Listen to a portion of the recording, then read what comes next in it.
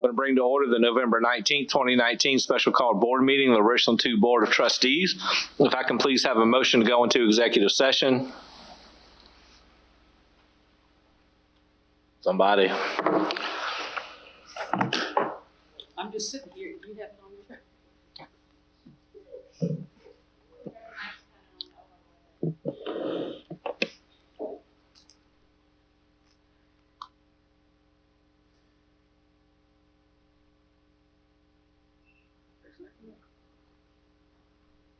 Make a motion to go into executive session for the purpose of discussing contractual matters. And litigation. Yeah. like to make a motion to recess into executive session to discuss contractual matter regarding energy management performance contract litigation update. Motion's been made by Dr. Caution Parker. Do I have a second? Second. Second by Ms. Mackey. Is there any discussion? With no discussion, if I can have everyone raise their right hand for aye. Motion passes unanimously. Thank you very much. I want to reconvene the November 19th, 2019 regularly scheduled board meeting or special call board meeting for the Richland 2 Board of Trustees, where we just returned from executive session to discuss the items that were mentioned in the motion to go into executive session. I will now receive a motion for approval of the agenda. Mr. Manning, Yes, ma'am, Ms. Mackey. I move to approve the agenda for the November 19th, 2019 special called board meetings. Motion has been made by Ms. Mackey. Do I have a second? Second. Second by Dr. Caution Parker. Any discussion? With no discussion, if we can please raise our right hand and the vote for the affirmative. Motion passes 6-0. Next on our agenda, we will have item 5.1, parliamentary procedure. Dr. Davis. Thank you, Mr. Chair. Mr. Chair, members of the board, we have with us Ms. McFadden, who will serve as our facilitator for our work session regarding parliamentary procedures. Ms. McFadden, welcome to Richland School District 2.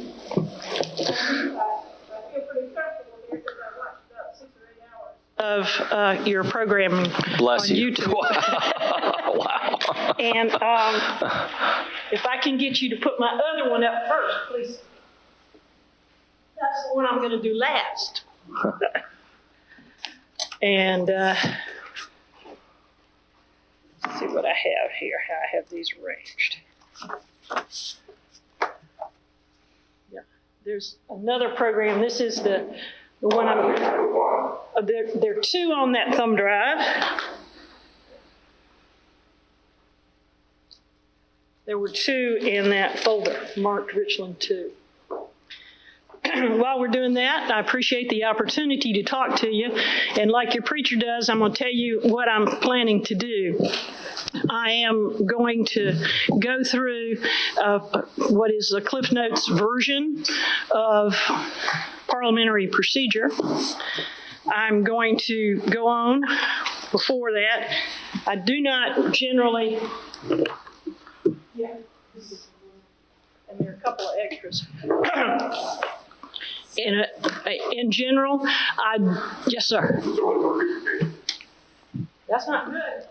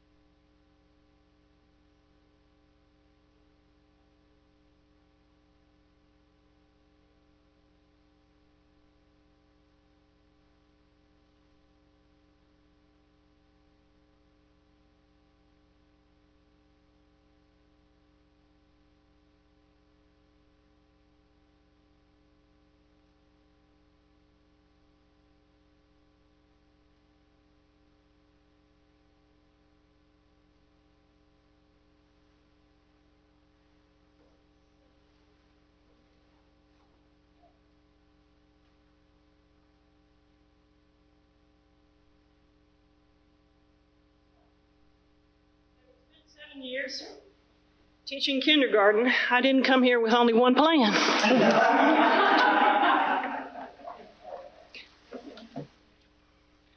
So,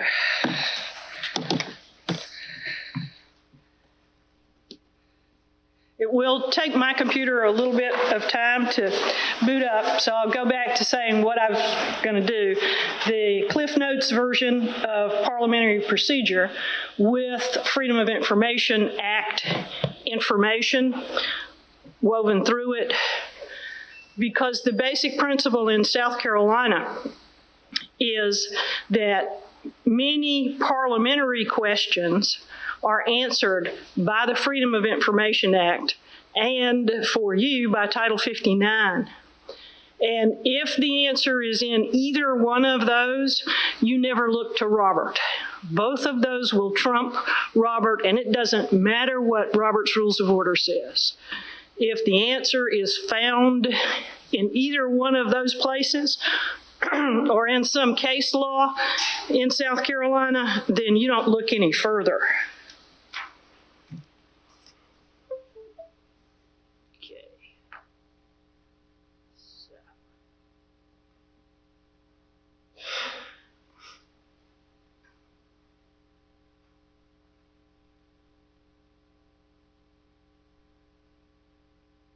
And then those blue and green sheets are a skinny on how the rules work together.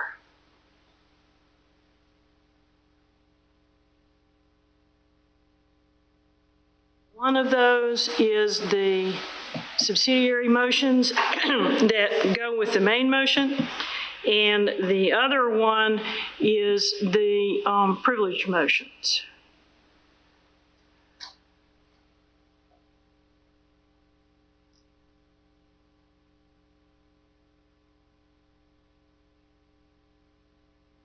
I don't understand it. On my computer, it shows as being in there, but there's nothing I can do about that except save it again in here.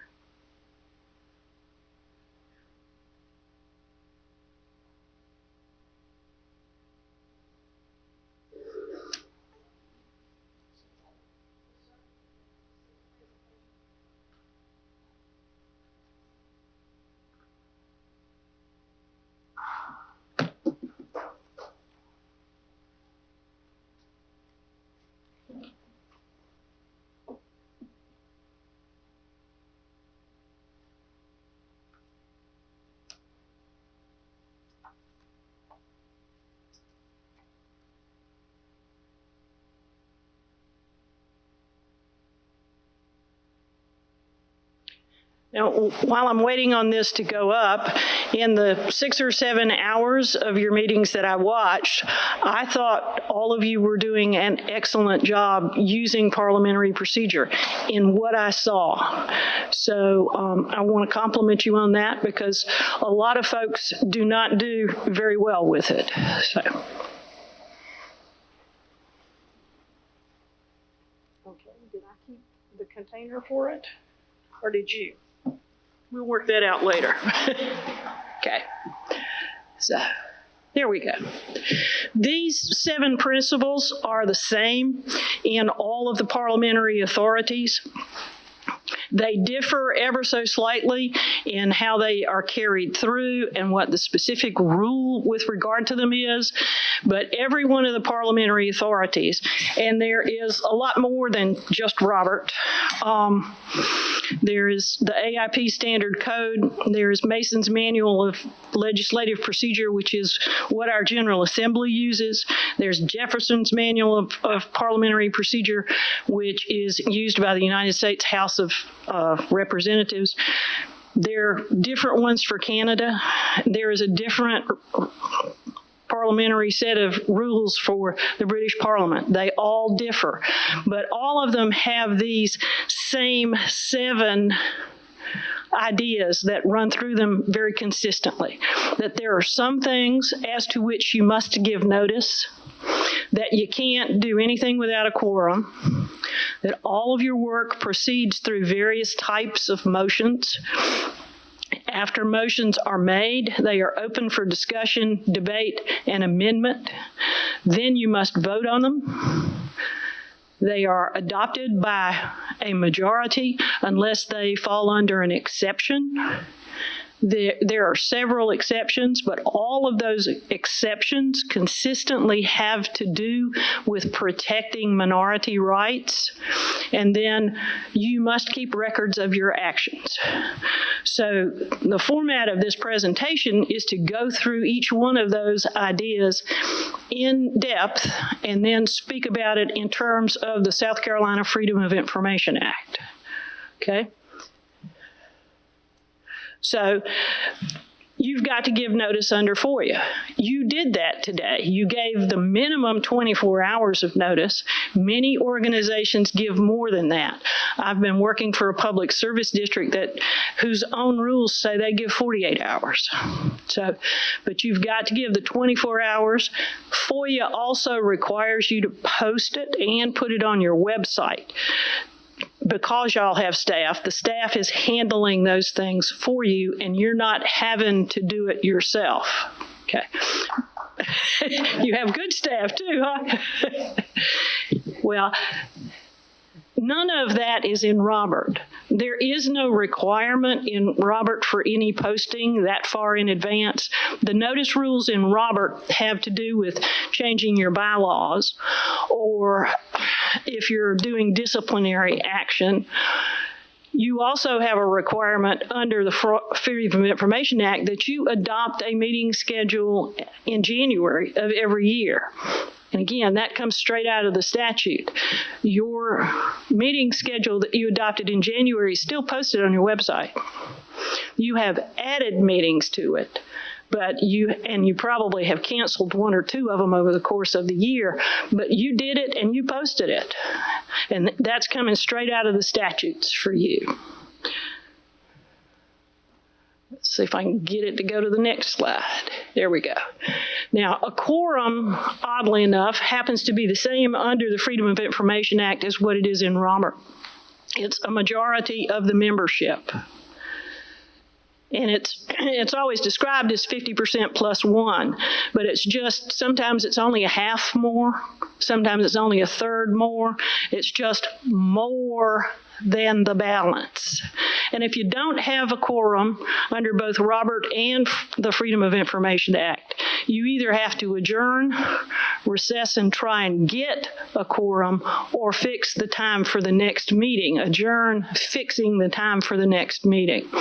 Now, the only public body in South Carolina that regularly does that, fix the time to adjourn, is the Senate. I've never seen any other public body use that motion.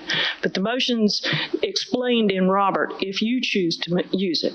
Yes, sir, do you have a question? I do. So if we're absent a quorum, does the chair actually have to call the meeting and then call to adjourn, or do we just not even start the meeting? I think because of the South Carolina Freedom of Information Act, Robert is not crystal clear on that, but Robert, if you read everywhere it shows up in the book, you do call the meeting to order at the appointed time, and you determine whether or not you have a quorum, and then you can adjourn or recess. But yes, I think under the Freedom of Information Act, anytime you have posted a public meeting, you must call it to order. So we typically vote to adjourn the meetings. And so in this case, we wouldn't have a quorum to vote. So the chair has the authority to then both call the meeting to order and to adjourn the meeting without a vote. I think so, yeah. But the people who are there can vote to adjourn. Okay, so we would just vote with a lack of a quorum. Yeah. Mm-hmm. Now, there are, you may know that somebody's tied up in traffic. Right. And then you might wait. You might say to whoever is here, we've had a call from member X who's tied up in traffic. It appears that it's reasonable for us to wait. Once that person arrives, we'll have a quorum. Okay, and we typically don't have a problem with this. I just wanted to make sure I understood. So, yes, sir. We have diligent board members. Thank you. It does appear that you do. You also seem to have a rule about electronic meetings. So, And we do not know the answer to whether or not you can make up the quorum with the person who's electronically present. It hasn't been tested, okay? The Attorney General of South Carolina believes that you can, if you have a rule, okay? Yeah, well, you may or may not want to be the test case, is what I would say. Okay. The Freedom of Information Act now requires agendas. Robert speaks in terms of having an agenda. Under Robert, you can freely amend your agenda for a good reason, a bad reason, or no reason at all. You do no longer have that power under the Freedom of Information Act. Act 70 restricts the ability to add items to an agenda once it has been posted. Before the meeting, you can add up to that 24-hour mark before the meeting is to start. Once you enter that last 24 hours before the meeting is to start, you have no right to amend the agenda. I could not find a rule about how your agenda is designed.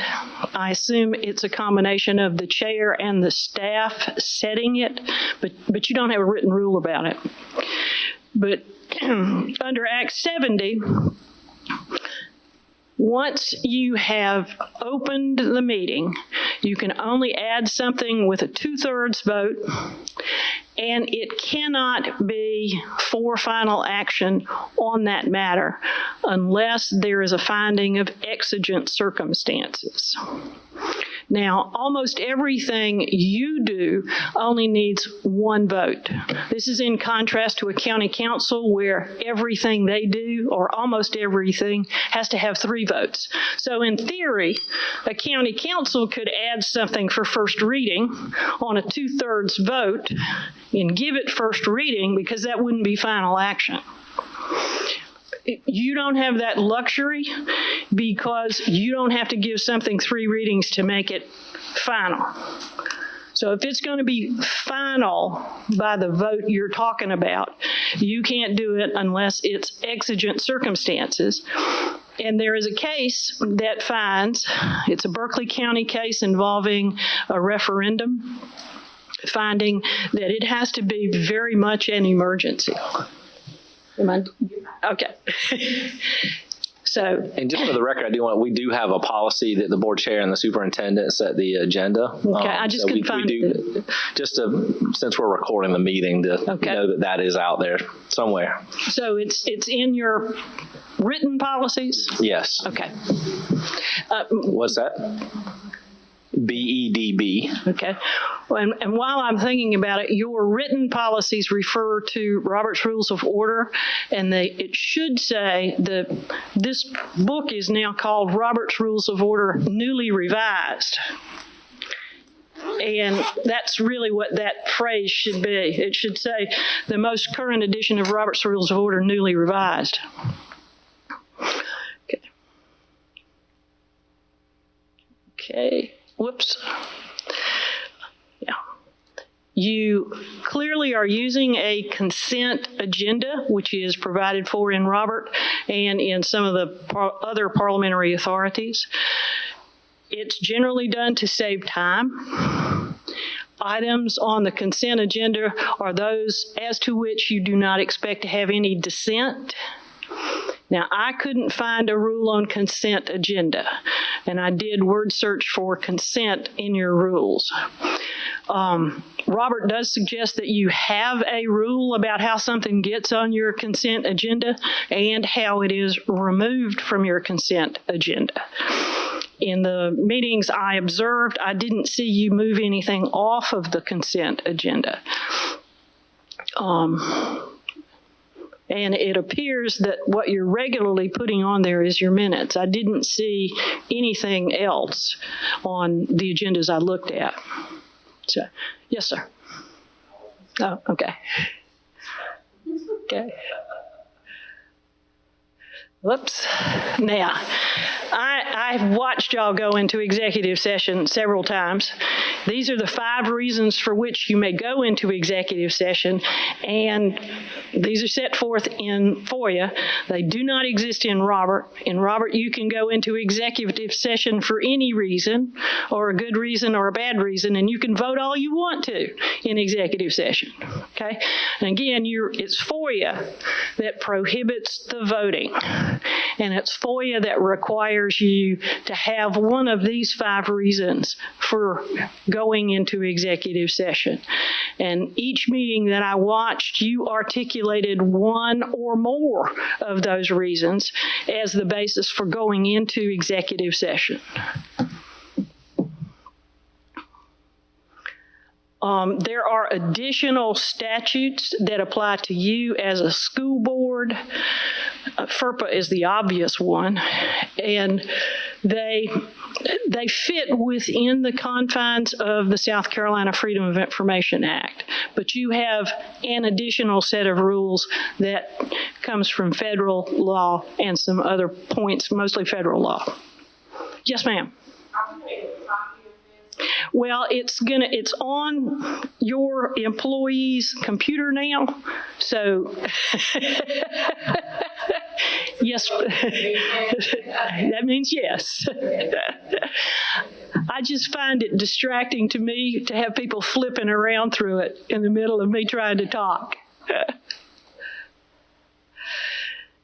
This is one of the things that gets more and more interesting. And again, records is the last of those general principles. FOIA requires you to have minutes and says exactly, these are the minimum things that have to be in your minutes. Date and place, recording of who's present and who's absent. The statute actually says the substance of all matters proposed, discussed, or decided. Recording the votes and any other information that's asked to be included by a member. You can take that phrase to excess, where in the congressional record, people are having magazine articles added. But here, a member has an absolute right to get a reasonable amount of information included in the record and must put into the record in writing any recusal under Title VIII. And I have not observed you doing that. I've never seen you recuse yourself in any of the meetings I watched. I assume you're doing that. Okay. Now, whoops, too far. The other kinds of records that it's crucial that you be maintaining do not necessarily come from your meetings. You got to retain your financial transactions. This morning's Florence Morning News was reporting that Florence District 1 had a lousy audit. That $6.2 million, I think the word they used was misspent. The article indicated that they didn't think it had been stolen, but they flunked their audit that was required every 4 years on procurement matters to the tune of $6.2 million.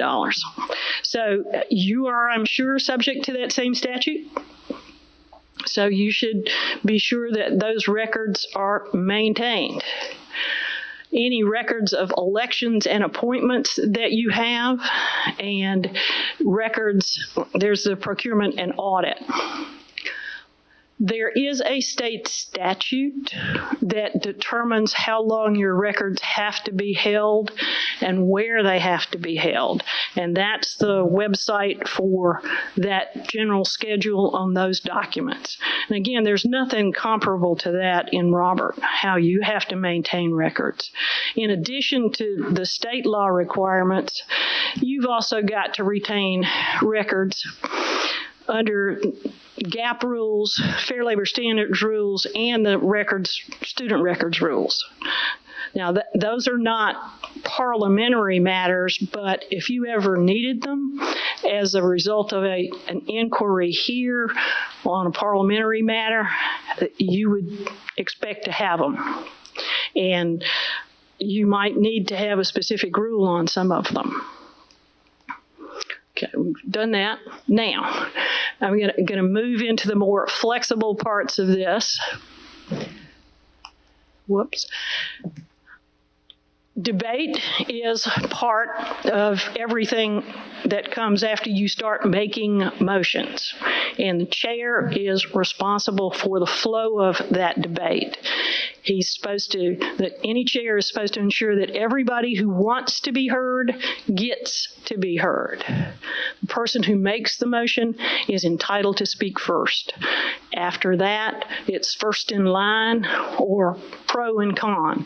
And then the chair is supposed to maintain decorum throughout the debate, which is to say, you don't get to call people names. Okay? The debate is supposed to be directed at the chair. I watched one of your meetings, which was a beautiful example, not of debate, but of one member yielding to another member to be questioned.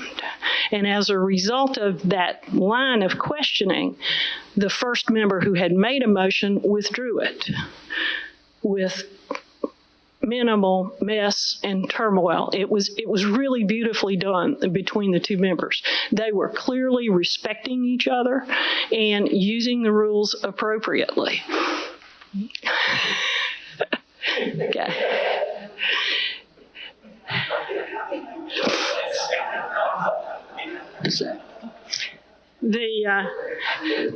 Should the chair participate in debate? Okay, that depends. The chair is supposed to control the debate, and if the chair really wants to enter into the debate, largely enter into it, the chair should give up the chair for that period of time. If the chair just wants to interpose, maybe yes, maybe no, would you consider some other set of facts? Probably the chair shouldn't give up the chair. Okay? Debate can be ended on a motion to close debate. In Robert, it's called the previous question. That takes a 2/3 vote. Or the chair can just end debate when folks aren't looking to be recognized or when there's a moment of silence. And that's what I've observed a lot of. Or sometimes the chair here is saying, "Are you ready to vote?" And when there's a moment of silence after that, taking the vote. It looks to me like you're voting electronically on those pads in front of you. Yeah. Okay.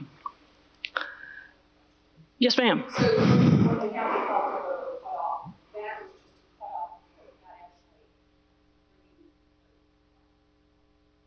Cut off debate, yeah. Yeah. But when you stop debating, you either need to make another motion or go on and vote. Yeah. Okay, now the substantive motions, this is what I passed out, and the green one is the main motions and the subsidiary motions. In the main motion, I think I'm remembering, yeah, as I see the back of it, the blue one is the privileged motions. A substantive motion is to actually do something, like build a new school, say. And then that puts the main question to build a new school in front of the school board, and now it's ripe for amendment, discussion, referral, whatever you want to do with it. There are the subsidiary motions are ordered and hierarchical. So after you've started making them, some of them become out of order. And I have a little exercise to show you how some things become temporarily out of order because of where you are in the subsidiary motions. The incidental and procedural motions are things like, I move that we have a roll call vote. Well, that's an incidental motion if you make it early in the debate. Yeah, Robert is eat up with exceptions. So all those footnotes are the exceptions. Okay? Now, amendments are mostly what you use. There are 3 types of amendments: strike, insert, or strike and insert. That's simple. But you'll see it's not as simple as it might otherwise be. An amendment, and then there can be an amendment to the amendment. Those are the things that are mostly used. And then, let's see if it's easier to read here. Amendments are limited to the immediately pending motion, and they must be germane. Now, they can be completely hostile and still be germane. They can be asking you to do the opposite thing if you adopt it. That's a hostile amendment, but it's still germane. Just because it would, upon adoption, cause you to do the opposite does not mean that it's not germane. You always hear people talk about friendly amendments.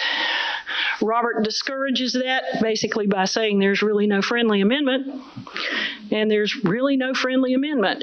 If it's a friendly amendment, truly a friendly amendment, a typo, a comma, the easiest thing for the chair to do is just say, is there any objection to the proposed amendment? Hearing no objection, so ordered, and just move right on through it. If it's not a friendly amendment, then it just needs a maker and a second, and you get to go on and try and do it. So it either should be something to which nobody has an objection, but this notion that you see all the time that the person who made the amendment has the right to decide it is not correct. Okay? And then, as I said, you can have, yes, sir. Excuse me, ma'am. So if someone wants to make that friendly amendment, which you say is not advisable, once the motion is made and it's seconded, and then there's debate, whoever wants to do the friendly amendment probably has to then argue as much as possible to try to get that motion to fail. And I guess say, and if it fails, then I plan on doing this motion, which is the friendly amendment. And they just have to go, we have to go through all of that just so Yes, that, sir. And so that the maker can't just accept that friendly amendment. You really shouldn't be letting the maker make that decision, the initial maker of the motion. That's giving one person the right to determine it for everybody. You see how unfair that is? And it may be a friendly amendment. It may just be the correction of the grammar. But when the chair hears it, if it clearly is grammatical correction, if the chair quickly says, member A is saying we need to correct our grammar here, that we should have this phrase and says something that would be correct. Is there any objection? Now it's done by everybody when there's no objection. And if one person objects, you just make it as a real motion, get a second and do it. So I can have a motion on the table, a request for an amendment, and then I can have if I get an objection to the amendment, then I can actually carry forward a second motion on the amendment and vote on that, which is germane to the primary motion.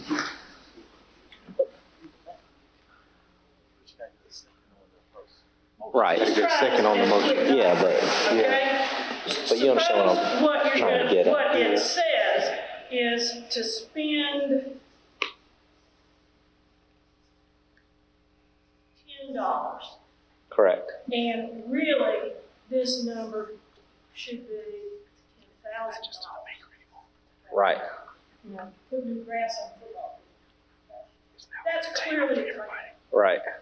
And somebody catches it and says, I want my friend to Okay. says, this is a typo.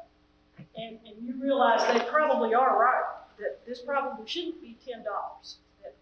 That's the mistake. It shouldn't be a period, it should be a comma. Right. And you say, rather than wasting time on it, it appears that the member is correct. This is the typo. Is there any objection to correcting the period to a comma so that the words will read 10,000 instead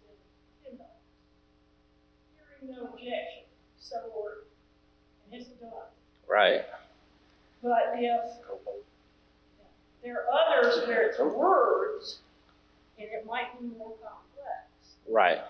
But I guess that's what I was saying. Let's say somebody comes and says, I want to make an amendment that be 5,000 instead of 10,000. So clearly now we're changing the motion. It's not just a grammatical fix. Right, so that needs a maker and a second.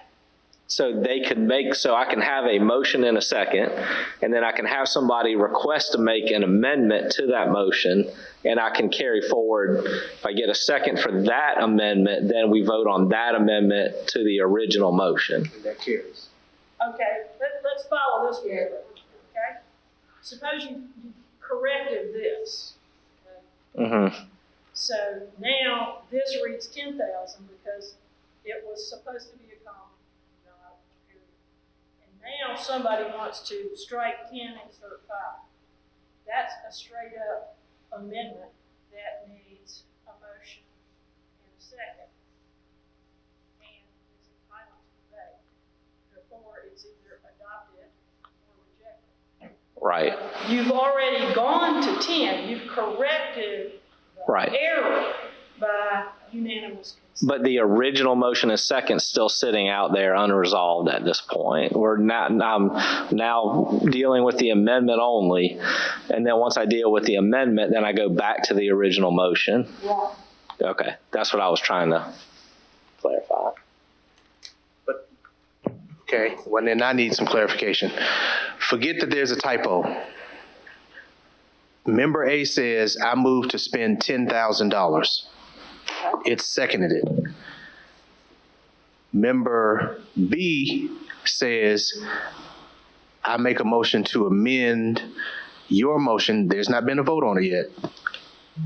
To make your motion, instead of 10, go to 5, and that's seconded by someone else. That has to be resolved first before the 10,000, that initial maker of the motion, that initial motion is resolved. That is correct. And Okay. there's a prohibition in Robert against tertiary amendments. All right? Actually, there is a prohibition in every parliamentary manual against the tertiary amendment. Okay. You can make multiple secondary amendments. And I've got some examples of trying to do that. But you are correct. You can't make Multiple another secondary. one until that one is either voted up or down. Okay. Okay. So if it's voted down, Now you're back to the main motion that started with 10. until someone then comes and says, I want to do 4,500, Right. and you keep going, okay. You have to exhaust all the secondary to get to. There's Okay. a procedure in Robert that I've never seen a public body use called fill in the blank. That's used for numbers like that. If you're in a private organization like a Lions Club and you're trying to decide how much you're going to spend on the outgoing president's gift, you can start with $50, and then somebody wants to say 100, then somebody else wants to say 25, somebody else wants to say 35. So then there's a motion to create a blank, Bless you. and this spot that's got to have a dollar amount in it just becomes a blank. And you vote on it like an election. You take all of the numbers that have been mentioned, and you vote on them until one of them gets a majority. Wow. And that's one of the exceptions to having not going to the tertiary amendment, but it's very specific and broad. Yeah, we won't be doing Like I say, I've never seen a public body do it. Thank you. Okay. Now, here's an example of exactly what we were just talking about. And the way I'd like to do this is I have copies. Now I'm going to need to keep one of these for myself. Okay. I'm going to give those to the board members, and then I'm going to ask you folks who are just lined up here doing nothing to Wow. To be the people who are going to actually make the motions, okay? So, man, they're numbered on the front. Just pass those 3 out to somebody. Yeah.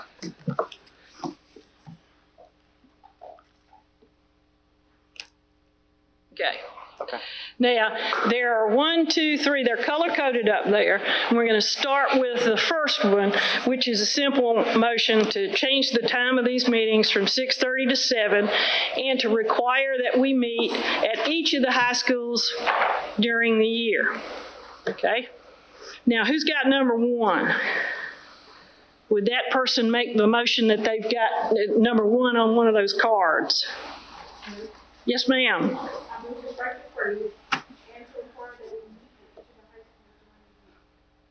Okay, so what that person is doing is striking everything after 7 p.m. So she needs a second. Let's assume she gets a second. Now there's time for debate. Let's suppose you're debating it. Now, who has card number 2? Yes, ma'am. What are you going to move? I move to substitute for the motion. Our meeting shall begin at 6:30 p.m. and shall end at 8:30 p.m. Meetings may continue beyond 8:30 p.m. only upon majority vote of the board. Okay. Now, if I'm chairing this meeting as I am, I'm going to say to that member, I'm sorry, you can't do that right now. You are out of order. That is not a secondary amendment to the primary amendment, which was to strike everything after 7 p.m. You're trying to substitute something for the whole phrase. So you're not trying to make a secondary amendment. Okay? And I would try and do that politely. And because as soon as the primary amendment has been disposed of, her motion is in order. And I would say, you're temporarily out of order. I'll come back to you after we finished this one. So now who has number 3? Madam Chair, I move that the strike high school on the order during and insert elementary school. Okay, so now this person has moved to strike just high schools, where number 1 has moved to strike the whole phrase. So is that one in order as a secondary amendment? Yes. Yes, it actually is. And if you struck high schools out of there, it would still make sense. That's how you decide whether it's in order. If you strike high schools out of this person's primary amendment, it would be, you would leave then, it would then say 6:30 to 7 p.m. at the high schools. You would be leaving high schools in. I don't recommend trying to do that kind of amendment because it's hard to follow. Okay, but in theory, you can do that. That would be an amendment to leave high schools in there. And it's completely adverse. It's hostile to what she's tried to do. Okay? So let's assume that you vote on this one first because it's a secondary amendment. It was here. There's a secondary amendment. Let's assume it fails. And now you're back to the primary amendment, which was to strike everything after 7 p.m. Let's assume that one fails. So now it's still the original. And now I turn back to this lady who wants to substitute for the whole thing. Our meetings begin at 6:30 and shall end at 8:30 and can continue past 8:30 only upon a majority vote of the board. Okay, so does that make sense to you why some of this was permissible and some of this was not? Yeah, actually, my question is, because I really end them, like, can we force an end to the meetings at a certain time? In theory, yes, you could. Okay? I'm not sure the public would buy into that, but in theory, yes. Okay? I'm being slightly facetious, not completely. Let's see. Okay, the next one, okay, if I can get you to pick some other people, is about your public comment period. And I have just made these up, so they don't have any basis in what I saw y'all do. But the second one up there says, I move to require at our regular meetings a set limit of 30 minutes during which the parents of students may speak to the school board about their concerns. Okay, so now who has number 1? Okay, would you make your motion, please, ma'am? Okay, let's assume she gets a second. So she's adding special after the word regular. So if adopted, and I noticed that your chair is doing a great job at repeating what the effect would be if it's adopted. So the chair would say it's been moved and seconded to add after regular the phrase and special, so that if you adopt this, the motion would read that we're required at regular and special meetings to set a limit of 30 minutes during which the parents of students may speak to the school board. Are you ready to vote? Is there any discussion? So you have some discussion. So who's got number 2? Okay, would you make number 2? I move to add after parents of students the phrase and members of the public. Okay, is that one in order? No, not as a secondary amendment. We haven't finished with the first one yet. You got to finish that primary amendment because this doesn't deal with the primary amendment. So it can't be a secondary amendment. It's in order, just not yet.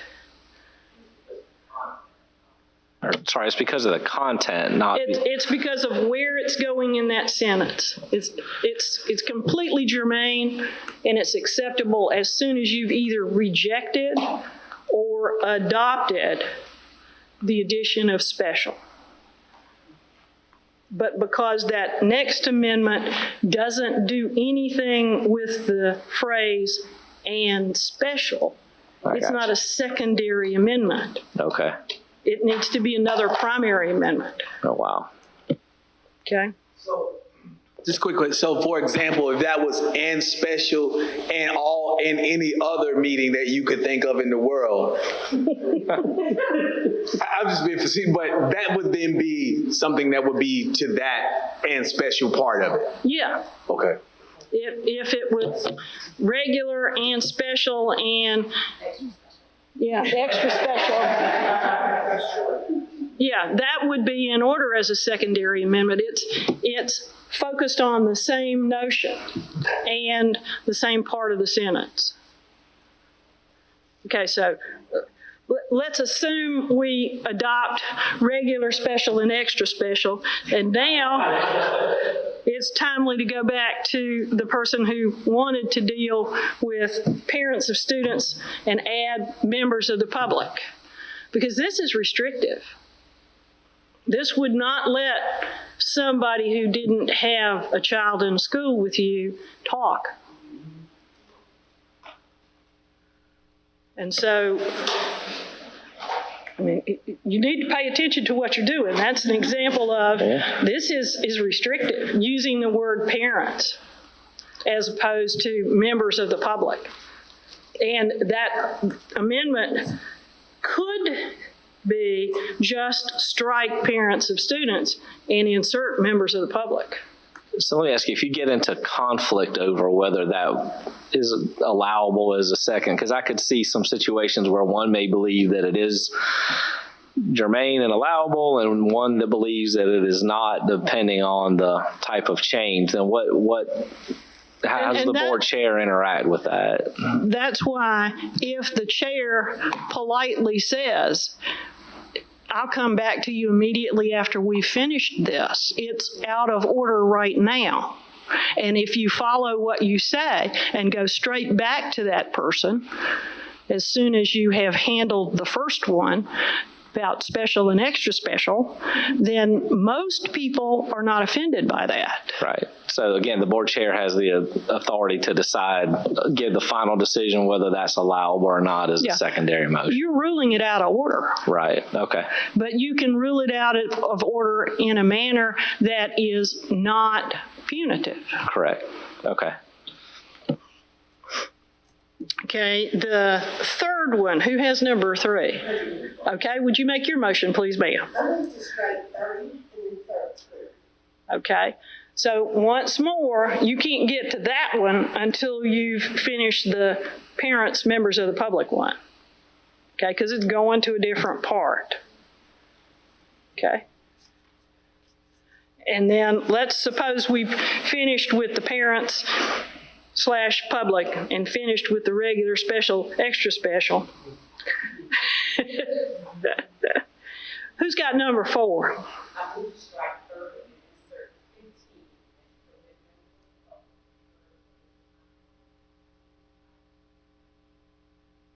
Okay. Now, you've got the one just in front of that is strike 30, insert 20. Now you've got somebody who wants to, in essence, strike 30 and insert 15 plus. Okay? I would be inclined to rule that one temporarily out of order. That is a close call, whether you want to do that. And that, to me, you make your decision on that based on whether it appears that people really want to do something like number 4 or not. Because it might be more convenient and more sensible to just debate number 4. If it's adopted, you won't have to deal with number 3. It will then be substituted in the place of number 3, and you can move on. But that one's a very close call because really they're pretty different. And you just have to decide. Sometimes they're really close, sometimes they're not. I mean, 1 and 2, as you can see, they're not close. It's easy to see why you would say not in order yet. Okay? Now, I got 2 more of these. How are we holding out for time?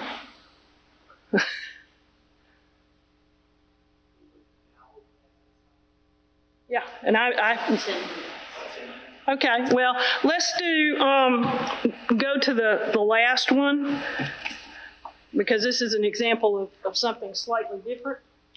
That's the last one, which is I move to authorize the proposed contract with the Richland Sheriff's Office for school safety officers for 2020/2021. So the presumption is that you've got a contract in front of you on your agenda. So who's got number 1? Yes, ma'am, would you? Mr. Chairman, I have several questions with regard to this contract. Can you tell me how many officers this contract is?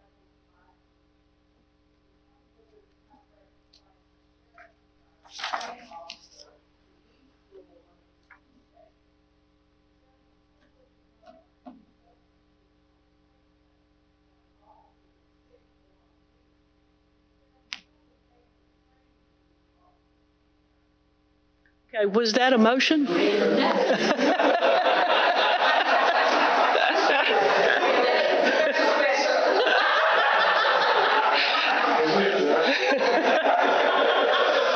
Okay, so that's not a motion, is it? No.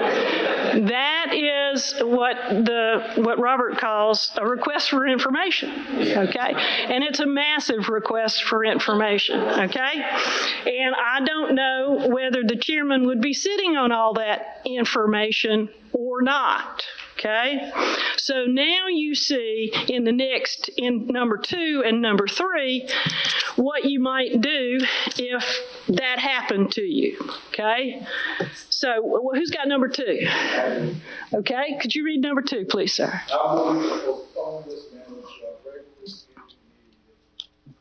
Okay, this is the I want to punt motion, okay?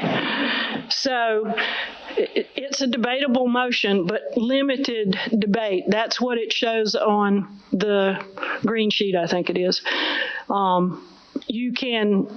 It's debatable as to the wisdom of the postponement and the time of the postponement.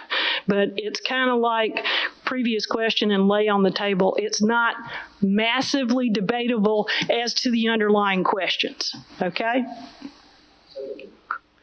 The limited part of that debate is limited to how much, I mean, people get like one shot at it, they get 2 shots, or it's limited just to the components that are debatable? Well, I'm wanting to be clear on that. what's debatable, let me hold the green sheet and I'll show you exactly what it is. On the green sheet, it's postponing to a definite time, okay? And in the hierarchy, once that motion is made, it's no longer appropriate to make amendments. So they've been recognized, they got a second, and it's limited, okay? Limited debate, limited amendment. And when you turn onto the back to look at what it says, debate is limited discussion of what point in time to set the motion to be heard.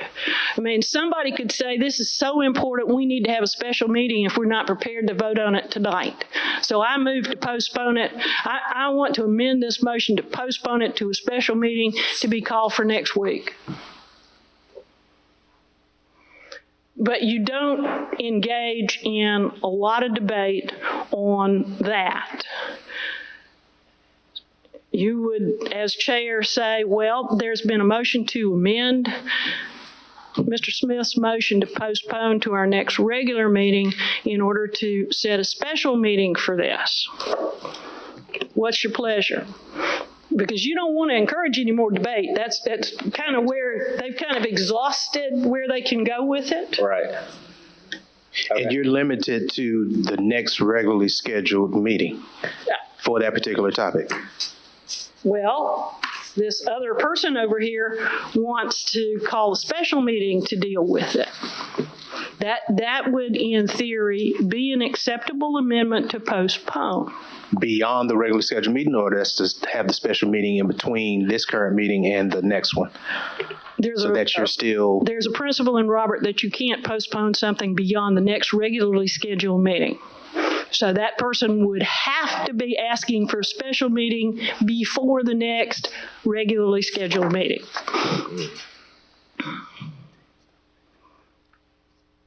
But the chair would not let this be endlessly debated. The chair would quickly say, we need to, you've heard the 2 possibilities here, we need to vote on this.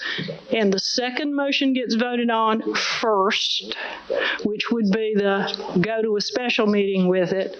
If that is adopted, then it has become the motion, and you vote on it again.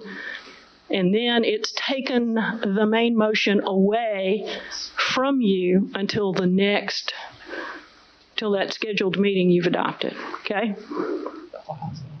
Now, so can I ask a question about that? Sure. So at that next regularly scheduled board meeting, let's say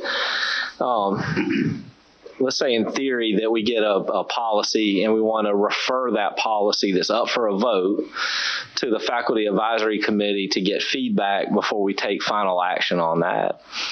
Is that allowable beyond the next meeting because we sent it to a body for work? Okay. It is. And number 3 on this scenario is an example of that. Okay.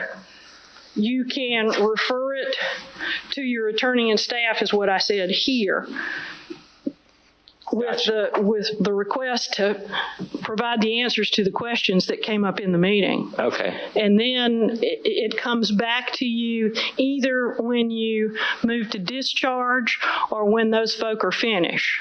You can snatch it back by the motion to discharge the committee if you want to get it back before it comes back automatically to you. I got you. Okay, but we can't just say we want to postpone the vote and leave it open-ended past the next meeting, but we can refer it to a body or a group for action. Yeah. Okay. I think I got it. Okay. So now, anybody got any more questions about what I've got on your orange sheet? Okay, I think I have a few more minutes. Because I think, oops, here we go.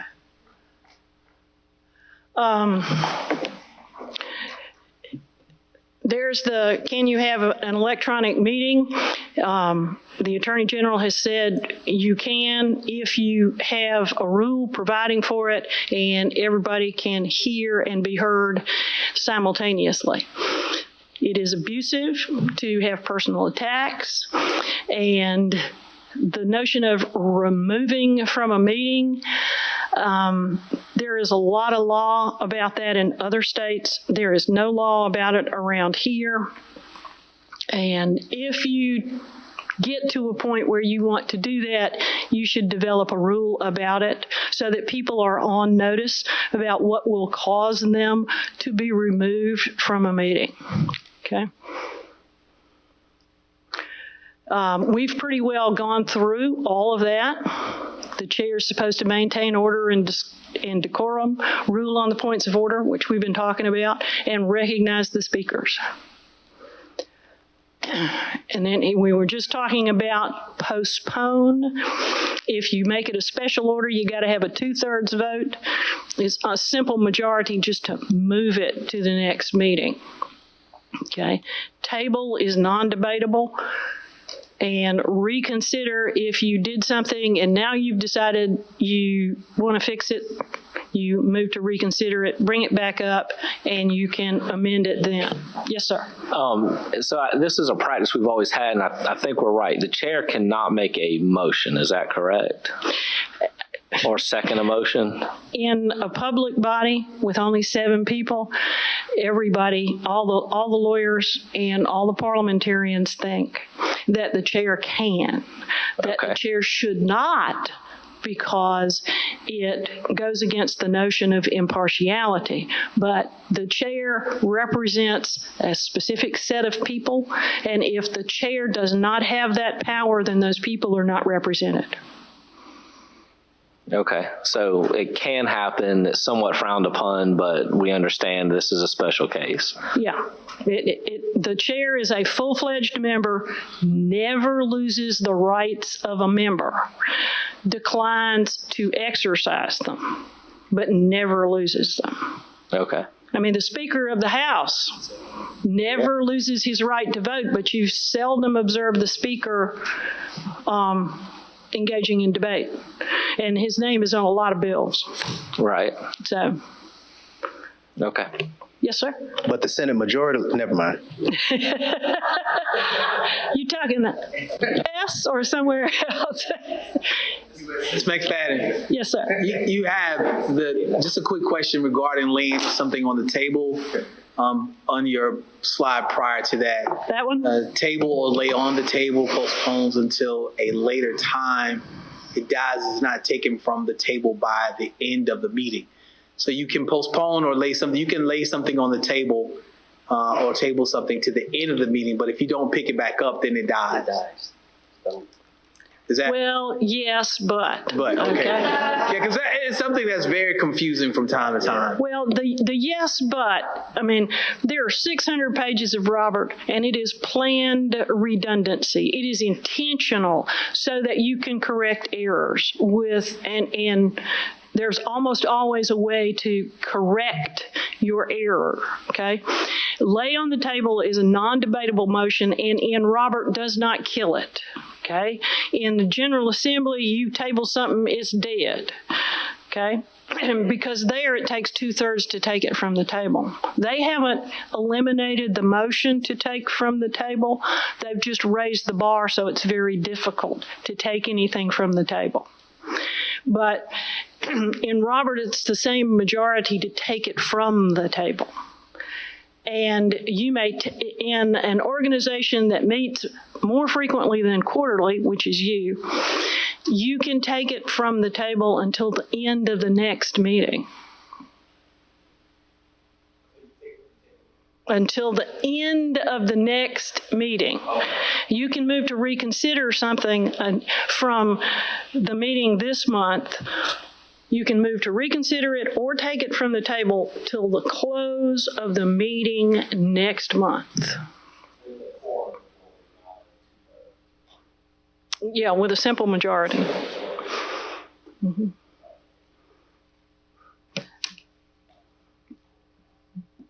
Mr. Chair? Yes, ma'am. I have a question. We've started a new practice, and on our agenda it's item 4.1, voting on executive session items, and we have 4.1. I'm looking for an opinion as needed for items discussed in executive session. So we've left it sort of open-ended if we miss something on agenda. We've started putting that in. Do you have an opinion regarding that?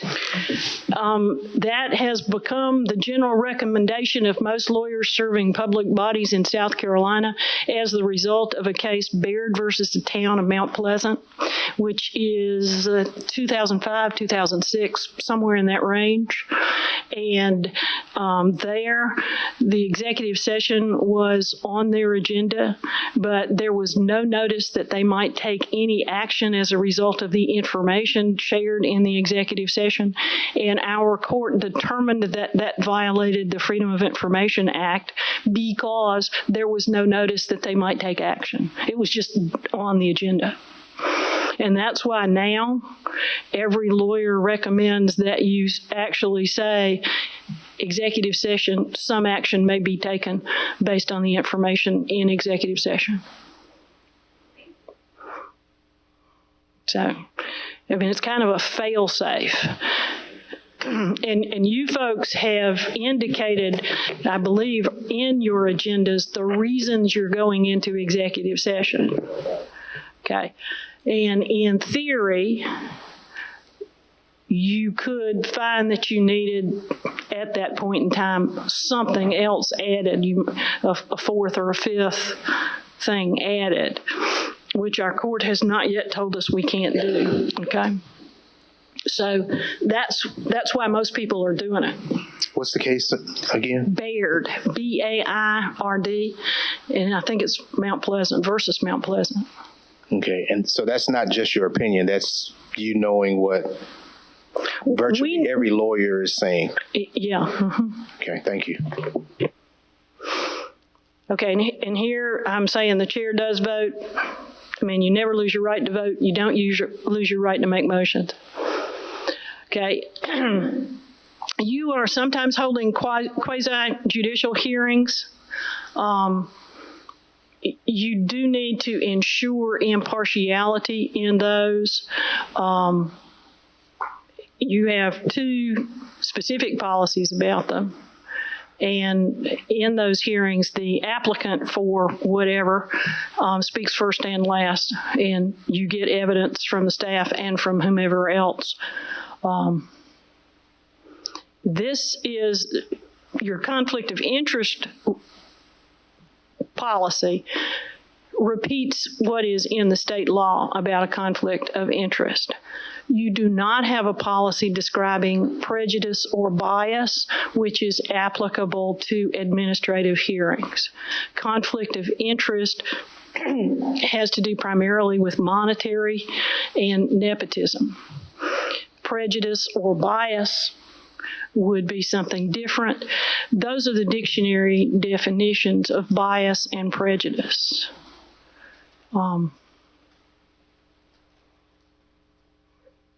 And you see, I mean, racial prejudice, religious prejudice, gender-based prejudice, and then bias is very similar to that. And bias is considered in the judiciary a reason to recuse yourself.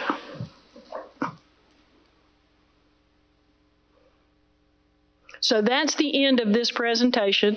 I have another quick presentation, or we can quit if you guys are tired, which I understand. And you want to go home. Board members, would y'all like to continue, or Dr. Davis? I think if you don't mind, we don't mind. I think this has been phenomenal. I don't want to speak for my board, but we do have a second presentation from Mr. Smith on discipline, but we would love to reschedule this second part as another opportunity. Would you all? Absolutely, yeah. Okay. Yeah,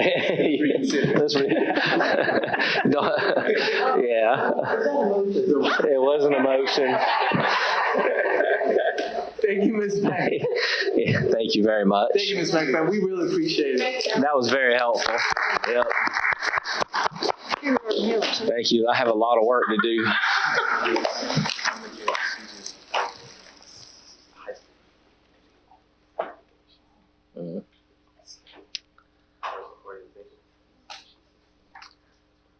All right. Well, with that, I have a lot of work to do. I'm going to need some support and love while we go through changes and how we do this, but we will get on point.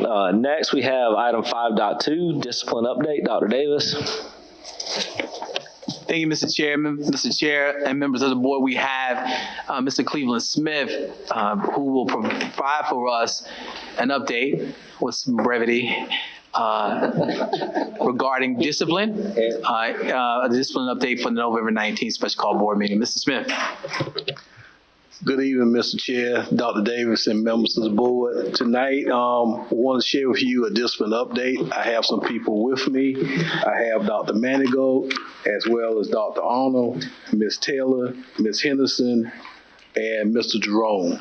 We will follow the instructions with brevity with this, so I will go ahead and begin right now.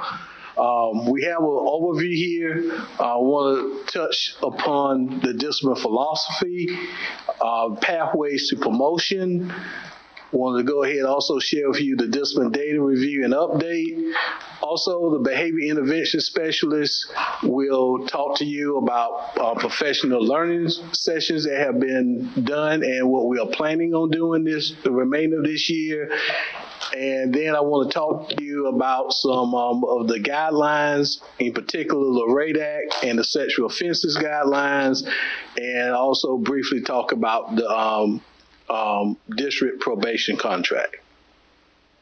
The philosophy, it is up there. I'm not going to read over the whole thing, but part of our belief is that we believe in all students' ability to succeed in their pursuit of their pathway to purpose.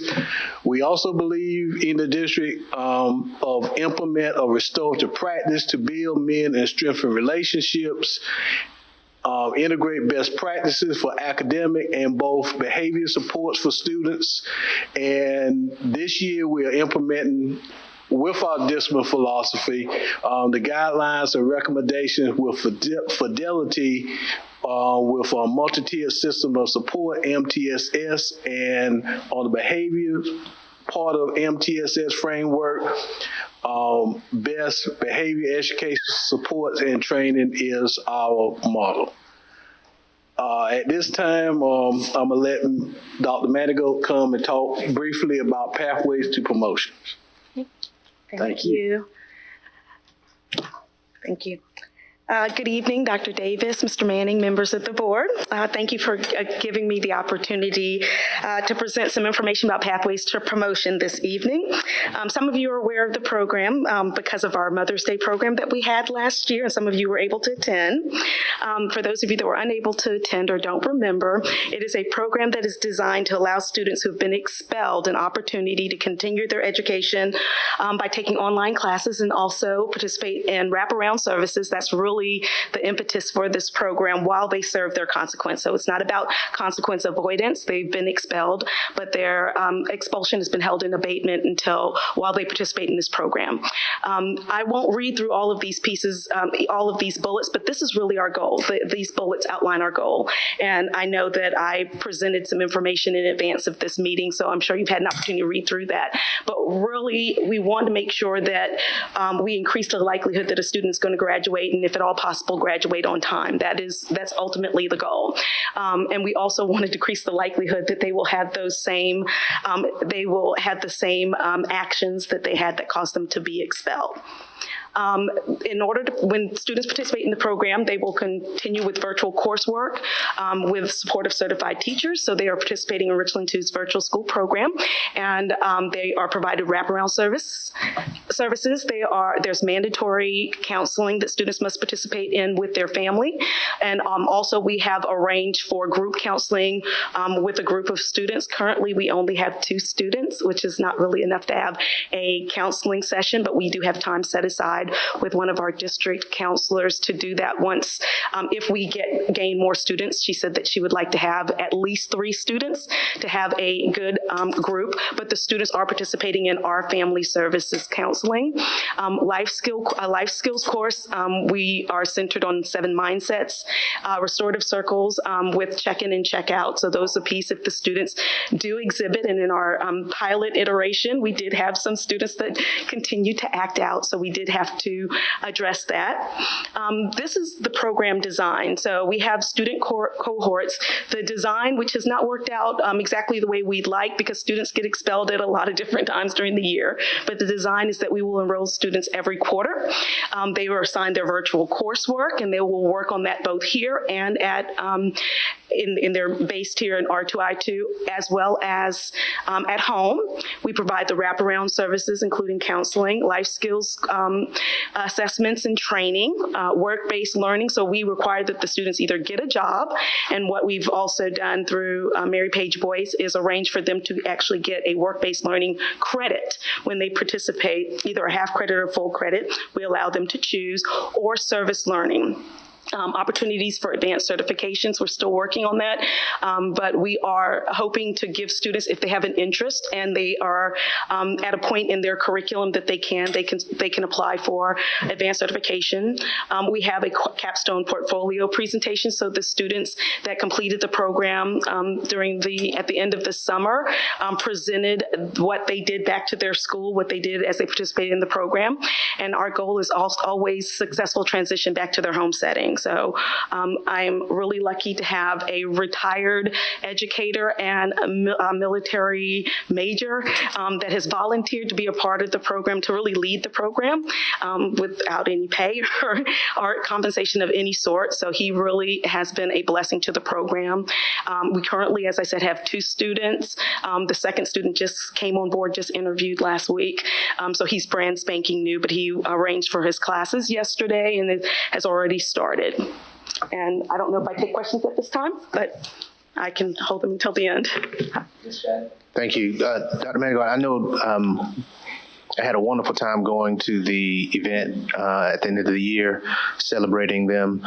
I know that, I believe it was with a discussion with you and maybe some other folks, was that transportation may have been an issue for some of our students that are on the pathway, parents at work. Of course, they're out of school because of their behavior, but have we taken any efforts to address that? We have not, but at this point, we've only had 3 candidates, and their parents have been able to get them there. One drives himself. The other that just came in, his mom, her schedule is flexible, so we had a conversation about that. So if we cross that bridge, we'll do that. Currently, there's only been 3 students that have qualified this year. One, when I contacted his mother, had already made other arrangements to put him in another school setting. And so we've interviewed and accepted those 2 students, but we are prepared to discuss that if necessary. Thank you. Okay. Other board members, questions or comments? Remind me what the qualifications are again. A student must have been expelled, and they come in and they interview for participation in the program. And when we interviewed for the pilot program, there was only 1 student that interviewed that we did not accept. And that was really just because he was really belligerent and did not want to, he would not agree to commit to the expectations of the program, to show up, to be on time, to participate in physical fitness, those pieces. And there were some other issues there. Okay. Mr. Chair, go ahead. Yeah. Okay, so they're eligible because they've been expelled, Yes. but how do they know about Pathways? They receive a letter once from Mr. Smith's office to contact me. And it shows up on a spreadsheet for me. And if I don't hear from them, then I contact them. And this is every expelled student who either has not appealed or has appealed and it did not go their way. Yes, sir. And the only exception is a student who has, that comes out of Mr. Smith's office, but the only exception that we did coming into the program that we set was that, of course, they cannot be on a campus if they have a gun weapons charge. Right. If it's not a gun, then we will accept them and have. So what do we think the reason that we only have some limited number of students? When we look at the number of students that have been expelled this year, we've only had 3 students expelled this year from during the first quarter. So those are the students that she's talking about right now. Okay, so we've only, okay. Right, it's those that have been expelled, and we have not looked at the middle school students yet. But on the high school level, those are the ones that have been expelled after they have been denied.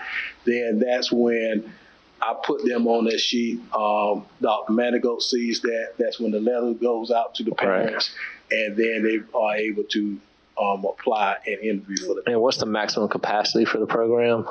So we haven't met that, but we set it at 20. 20, okay. So we're thinking 20 would be more the most that Major Dodd could handle by himself. Right. With that, because he really does handle it by himself. We handle the coursework. Aaron Armstrong, who's the lead teacher for virtual school, enrolls the students, and we get tutors as necessary to help the students get through the coursework.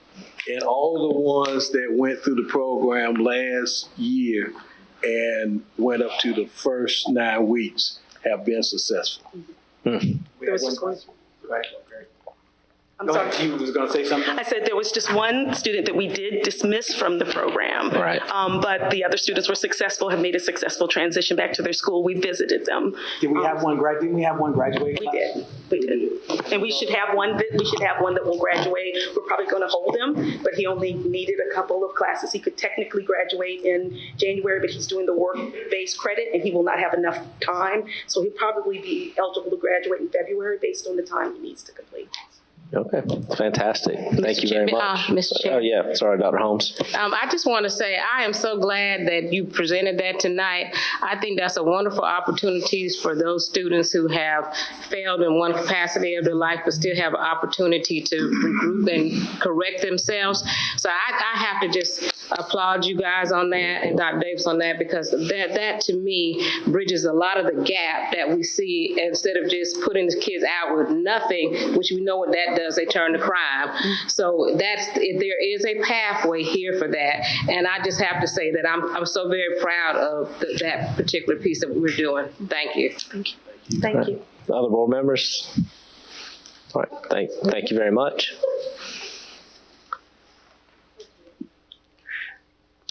Chairman Manning, Dr. Davis, and members of the board, I must say I saw some nervous glances going around the room when Cleve mentioned my name. I have 10 slides tonight. Only 6 of them have numbers. I want to start and just kind of giving some background here, talking about how we come about the numbers that we get for our discipline reports. And it begins with understanding what a relational database is.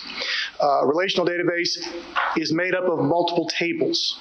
Not just one big table with everything in it. It's multiple tables that are linked to each other. Now, within that database, some tables will allow for multiple values to exist in the same table, and some will not.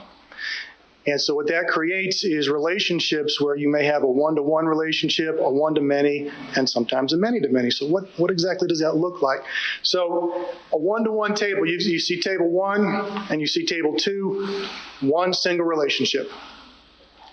One-to-many, you've got, again, table 1 and table 2, but now we see in table 1, that record is related to 3 other records in table 2. And of course, many-to-many, the arrows start going back and forth all over the place. They're related in multiple places. How does that impact what we do with our discipline reports? Well, Here you can see an example of where you may have a one-to-many relationship where you've got a single student that may be involved in multiple incidents.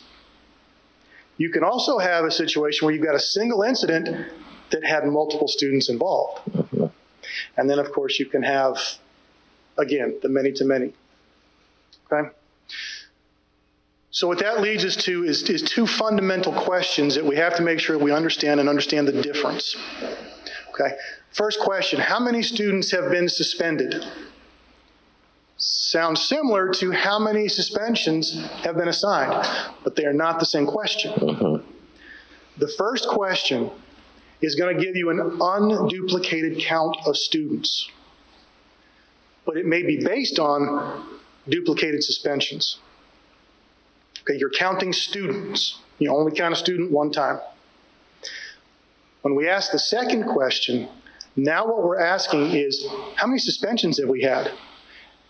In the first instance, you only count me once, even if I've been suspended 3 times. In the second instance, you count my 3 suspensions, even though it's only one student. Okay. All of that leads to what I'd like to begin with is our first quarterly report. And we're showing a comparison from the first quarter 2018 to the first quarter 2019. And we're looking specifically at students who have been assigned an in-school suspension. And this is broken out by level, and of course you see the district total. So again, there have been, let's take for example the elementary. There have been 48 students at the elementary level that in the first quarter have been assigned an in-school suspension.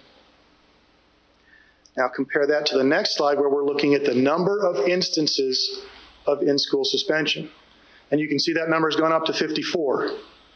48 students between them have been assigned 54 in-school suspensions. So I know at least one of those students has been there more than one time. Yeah. Okay? Any questions about these numbers so far? Mr. Chair. No, let me wait. Let me wait. Okay. Let me wait. Another way to look at this, and again, not to confuse anyone, we've simply gone from looking at a raw count of numbers to what does that raw count represent of our student body. So for example, those 48 students at the elementary level that have had one or more in-school suspension represents only 0.4% of our elementary student population. Okay, and so as you go down these numbers, remember you can't add those numbers, those percentages to get the district numbers. So that 0.4 is 0.4% of the elementary. 3.4% of middle school students have had an in-school suspension. But when you put the whole district together, again, think about that GPA and weighting thing, only 1.4% of all the students in the district have had one in-school suspension or more. Okay. We'll switch to out-of-school suspension. Again, the same concept. We're looking 2018, 2019 quarter 1 compared to so far this year, quarter 1 of 2019, 2020. And we've got it broken out by level. So again, there have been 131 elementary school students who have had a suspension. Between those 131 students, there have been 159 suspensions. So again, at least one of those elementary students, probably more, have had more than one suspension.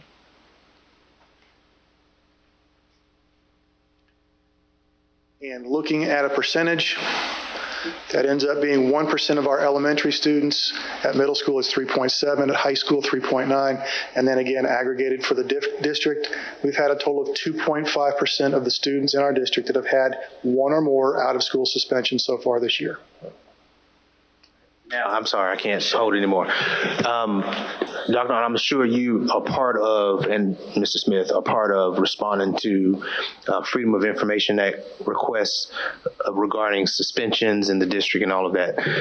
Typically, are those requests asking for suspensions or asking for the number of students who have been involved with in-school suspensions and out-of-school suspensions? Are they specific, or are they just general questions about or general requests about suspensions, and then y'all have to figure out exactly what they're asking for.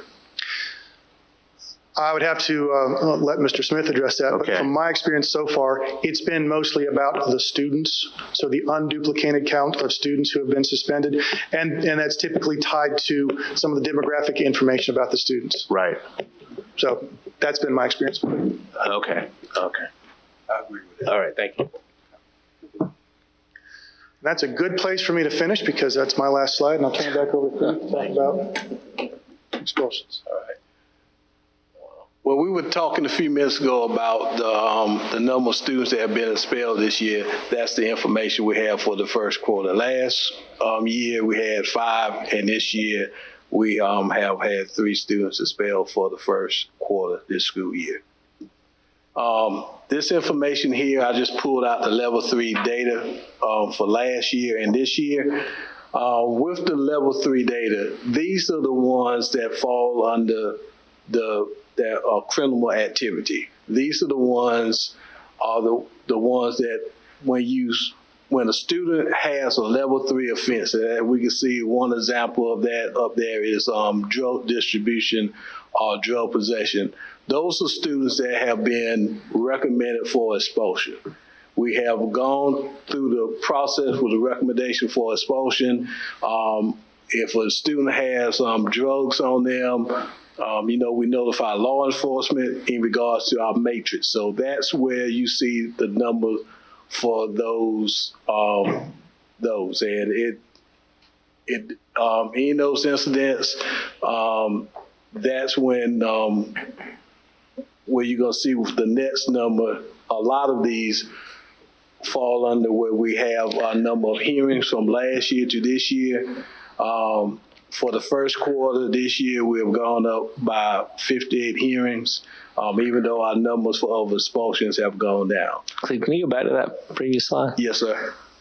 And I'm sorry, I guess I'm missing it. The level 3 across the top, and you have 3 columns. What do those columns represent? Those columns are based off of, and I left that off of there. They're based off of elementary, middle, and high.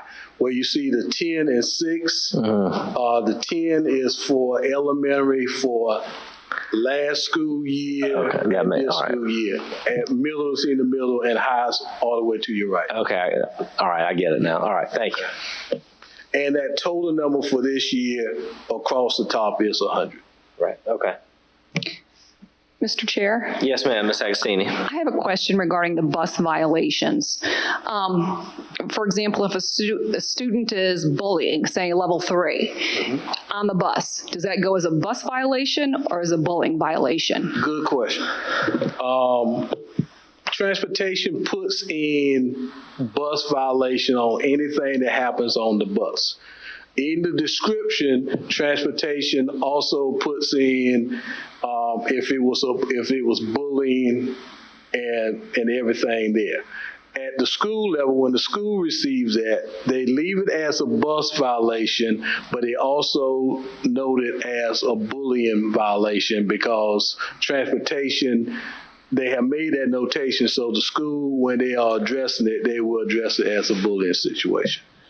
But the first thing that goes in is a bus violation because we had a training with the State Department this summer, and Ms. Coleman, who manages incident management throughout the state, told us that when we have a bus violation, but it results to something under level 3 like bullying, if it results to something like a weapon, we need to notate that as a weapon to our bullying situation. So the school addresses it that way.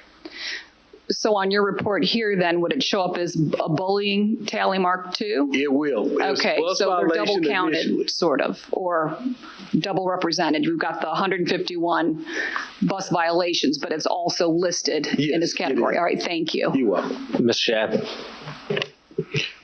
Mr. Smith, all right. The slide, well, let's look at this one. This is a number of instances of expulsions, and I'm just focusing on 1920, so this first quarter. Yes, sir. We have only had 3 instances of expulsions. Students that have been expelled. Okay.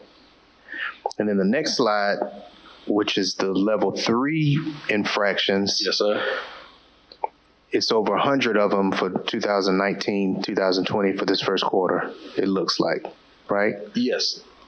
Well, Those, just about 100. and that goes back to, if I jump to that, to the next one with the number of hearings. Every student that has been recommended for expulsion that has been scheduled for a hearing, they have not been expelled. Some of them have been at the hearing officer level, assigned probation, Lifewood Academy, and then some of them have been upheld, and then they make it to the board, and they appeal it to the board, but based off of the numbers that have been appealed to the board, and I want to say there's one that was not appealed to the board, that's where we got the number of the 3 from, for that have actually been expelled. So out of this large number of level 3 offenses, which the schools are required to recommend them for expulsion, either our hearing officer and a vast majority of these have declined that recommendation after giving the student a full hearing, or agreed to that, and then it has come to the board. And out of this 157 hearings with the hearing officer and the school board, our district has only actually expelled 3 students in this first quarter. Yes, sir. Say it again, Mr. Shad. Yeah, I mean, and this is being recorded and this is put it out in public, right? Yes, sir. And just how I read that, Mr. Chair and members of the board, along with Pathway, that although our students, because these are our babies, but although our students have engaged in some activity that has caused them to go into an expulsion situation, the vast majority of those students have been decided by either our hearing officer or this board to remain in school. Am I reading that right, Mr. Smith? Yes, sir. Mr. Shea, I think if you remember when we had the discipline committee, it was one of the things that was talked about, I think, quite extensively. Do our policies line up with our actions and what we do as a board and a district? So our policies put these students into an expulsion situation, but largely the end result of that kind of thing. So, again, our discipline policies put them in an expulsion situation, but largely our students do not end up being expelled. It just seems like there's maybe a mismatch or something that we could do to streamline processes or to overhaul. I think that was the point of the original intent of the discipline committee, was to look at, do we need to align policies with real action, or where are we sort of not meeting up on that because they just don't seem to purely align. Not to say it's a bad thing, but just how does that work in reality? Something's not matching up. Absolutely, but I'll just say that sounds like some justice to me. Thank you. Mr. Chair. Yes. I'd like to say, I think this goes back to what happened in our last board meeting that we had.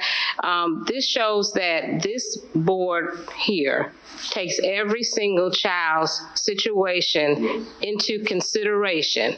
It shows that the people that you have elected do not wholesale, just willy-nilly put your child and say, we're going to dispose of your child. I think to have 3 expulsions out of that many hearings and that many level 3 offenses is indicative that you have a board that cares about your individual children. I had to put that on the record. I had to say that because I wanted to make sure that the public understands that although you may hear, it's all these expulsions in the school, but look at the number. 3 out of 100 and something offenses that the board has, the policy says that has to come before a hearing. But out of all of those, you only have 3. I just had to put that on the record and let the public know we care about your children. Everybody sitting up here cares about your children. And I just wanted everybody to kind of know that. Mr. Chair. Yes, sir. I'm sorry, very quickly. And I just want to piggyback on the excellent comments by my colleague, Dr. Holmes. We're not even getting the vast majority of those students that came up for the 150 something. So our hearing officer, in my mind, is being very good at what she's doing in terms of critically looking at the case, looking at the child, looking at the facts, and evidently coming back with something other than expelling. The school has to do what they have to do because it's a level 3. Right. But kids are remaining in our schools in some vein. So, we're not getting that many. And as I understand it, that's 98% of students that are not expelled that have come up for expulsion. Thank you. Board members, I'm sorry, you're not done. Sorry. No, I'm not done. Okay, I'm sorry. I'm getting there. Okay, continue on, sir. All right. All right. At this time, I'm going to turn it over to our behavior intervention specialist, and they're going to go ahead and keep this ball rolling. Yes, let me speed it up here so we can keep this ball rolling. All right, good evening, Dr. Manning and the board. My name is Dinah Taylor. I primarily work with middle schools. I also work with a few elementary schools as well. So we're just kind of going to go through some of the professional learning opportunities that we offer our administrators, our teachers, and just overall as a district. So the very first one is restorative practices. This year we have 4 different trainings that we are offering administrators only this year because we want to make sure that administrators understand what restorative practices is and just how to make sure that we are welcoming our students back into the community when there is a suspension. We are also making sure that we are meeting the requirements set by IIRP. And so those requirements are that they attend 2 full days, participants must receive both books, and that they are trained by a certified trainer. The very next one, bus drivers. Many of you have seen in that packet, there's 16% of our total infractions comes from bus violations. And so we want to make sure that we are addressing behavior on the bus and professional learning for our actual bus drivers. And so this year is the first year that we have offered professional learning to our bus drivers, and we're going to continue offering professional learning to them as well. Dana and Brent will talk about the remaining. Good evening, Mr. Chairman, Dr. Davis. Good evening. Luckily, I'm a high school guy, so I go quick. But as you all know, the state law this year has required schools to put in a multi-tiered system of support. So monthly, the 3 of us offer a training on each of the different components, each of the 6 components, and unpack that for school leaders to help them put in that infrastructure for that multi-tiered system. And Dana did an awesome job with that today, actually, with tiered supports. We're also offering professional learning to new teachers, brand new teachers first year, and veteran teachers who school leaders have determined could use a little extra support with classroom management. And we center those around our 6 R's of effective classroom management. Those 6 R's are relationships, reteach and routines, which also includes expectations, relevance, where we talk about cultural relevance, resilience, where we focus on trauma-informed classrooms, restorative strategies, as well as positive responses to negative behaviors. Good evening, Dr. Davis, Dr. Manning, and this board. Good evening. So my name is Dana Henderson, and I work primarily with elementary schools. I'm going to talk about refocus rooms. Last year, we started the ongoing professional learning for personnel who coordinate refocus rooms to kind of build that capacity within the schools, to give them those skills to bring back and kind of reduce the behaviors that are happening at the tiered level in the schools. So that has been ongoing. We've been focusing on de-escalating, decoding behaviors this year, brain-based strategies, and check-in, check-out, and those supports. And they've been taking those and going back into their schools and implementing those. When we get to personalized PD for schools, Brent, Dinah, and I do a lot of ongoing data discussions with school leadership teams, where we kind of look at their data and target professionally what they need for professional learning and kind of personalize that. So we do go in with the schools and figure out what they need that's specific to their school, looking at their data. Okay.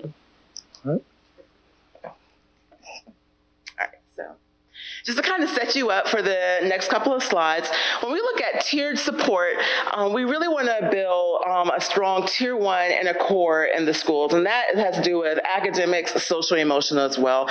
So kind of thinking about when those universal supports and interventions that you put in the school, 80 to 90% of those students should respond to those. At tier 2, 10 to 15%, and then at tier 3, 5%. So we're going to kind of keep that in mind as we go through each level and kind of talk a little bit about the good things that are going on and the areas of growth we see for each level. So here we are for elementary schools. One major positive, like you see that the level 3 behaviors have gone down 1%. So we are decreasing that. Now, when we look at that balanced model, when we talk about that 80%, you see that level 2 infractions are at 47% and level 1 are at 52%. So there's some different reasons why. When you think of elementary, you think of the developmental, what's appropriate developmentally for a child. Most students who lack the problem-solving skills and those verbal skills, what's the first thing they do? Because they lash out and hit.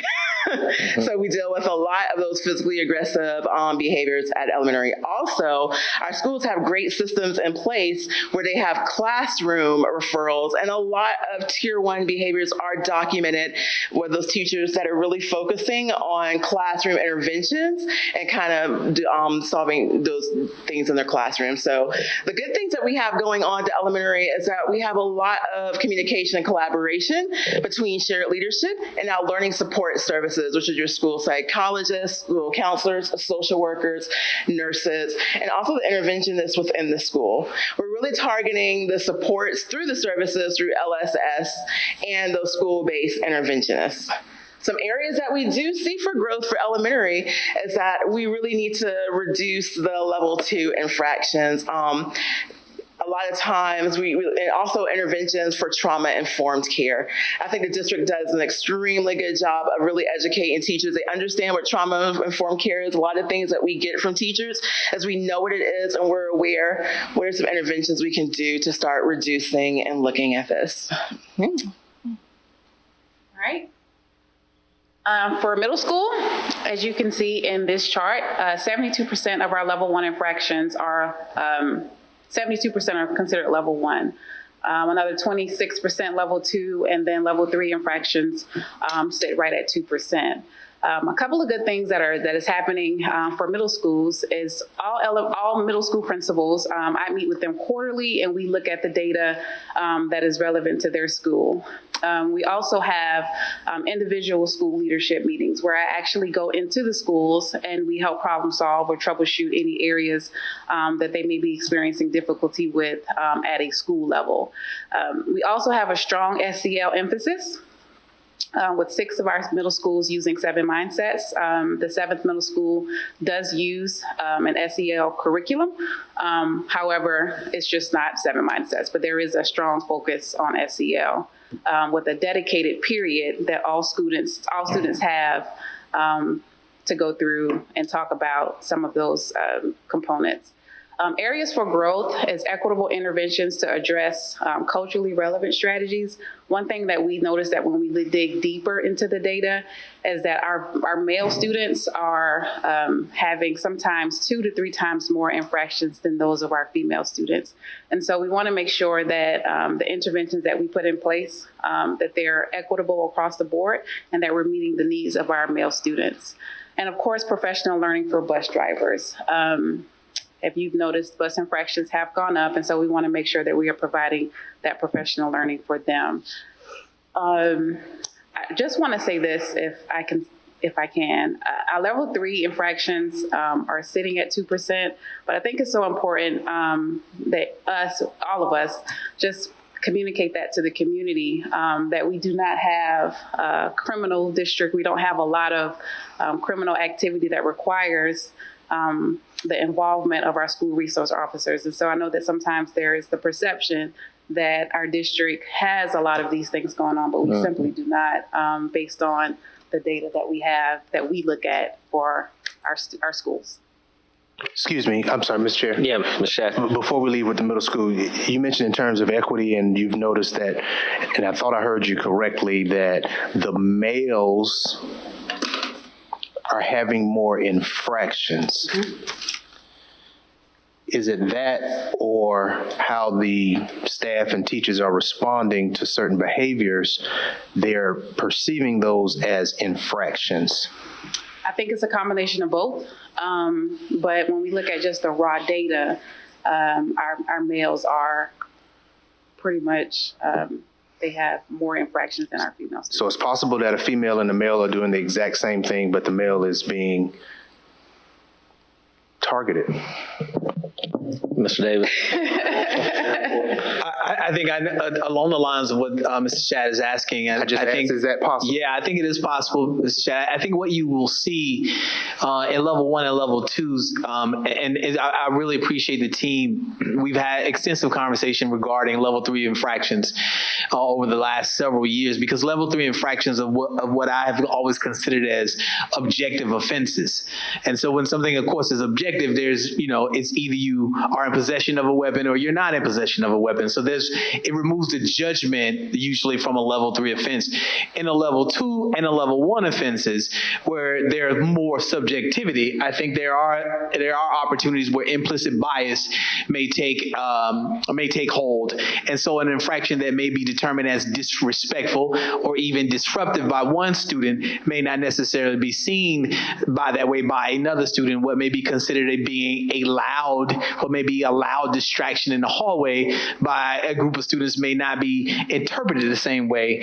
And so that's where the culture relevant strategies come into place as it relates to that, not just from a gender perspective, because I did make a note, and I know I think that also is something that could be stated when it comes to ethnicity as well. That there is a tendency that African American boys or boys of color, girls of colors may be identified as being disruptive or disrespectful.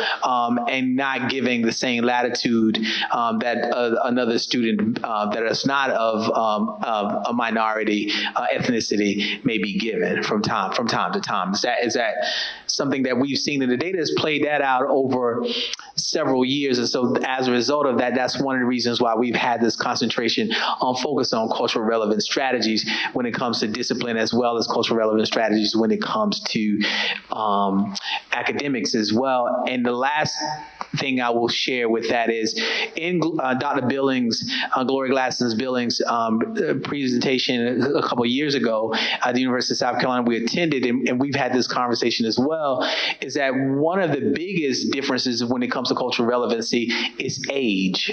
And so the biases of age also plays a role, because oftentimes looking through the lens, you can look through the lens of your culture, or you can look through the lens of your gender, but you can also look through the lens of your age. And so you think that when you were 16 or when you were 12, this is the way students behave. And so your expectations and your interactions with that students are also focused through that lens, which also can create cultural discrepancies when it comes to implementing appropriate strategies.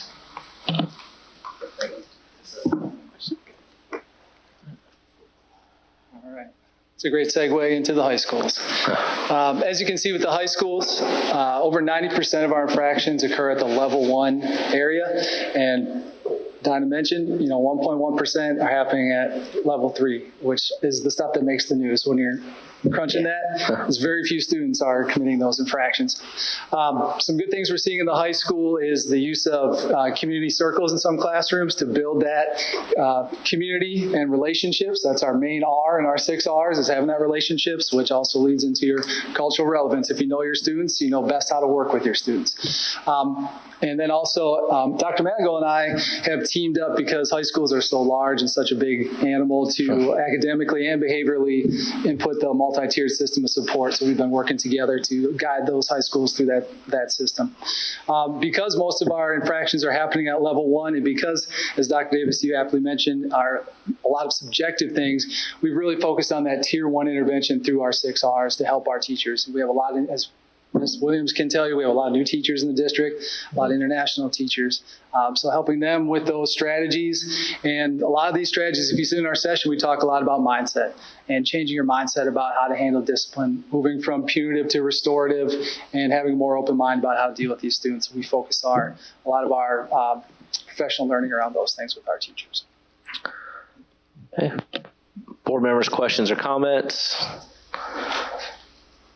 Ms. Agostini. Mr. Chair, I just have a comment. First of all, thank you all so much for your presentation. I came in, or when I requested this and have so for a year, I was looking actually for a more historical view. The past 4 or 5 years, as we've talked about all these different initiatives that we've taken, I wanted to see how the discipline task force, especially in light of the special interest groups that continually show up at our public participation, I would like to see how these groups or the task force and all of these projects that we've done have impacted the discipline. That was somewhat what I was looking for. And back to Mr. Shadd's point, as we continue to talk about the minority male being the subject to a lot of the discipline issues or perhaps not being treated fairly, that's something that I would like to see and see the data on.